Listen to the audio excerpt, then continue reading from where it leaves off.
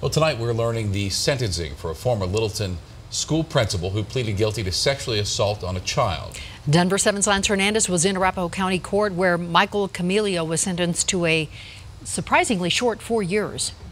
That's because the assaults occurred 20 years ago and sentencing laws were much different back then. The sentencing range was just 2 to 8 years. Michael Camilio, a former principal at Mark Hopkins Elementary School, science teacher at Newton Middle School, and teacher at Powell Middle School, apparently groomed one of his students back in the mid to late 90s. It took decades for the victim to summon the strength to come forward. You may wonder how prosecutors got the goods on the guy 20 years later. They recorded a conversation between the victim and suspect.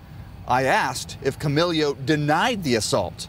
I think initially there's always that inclination to want to deny, but when you have someone's words spoken, captured on recorded audio tape, it's very difficult to walk away from that. Camilio apologized for his actions in court, but the judge said what he did had a lifelong impact on the victim.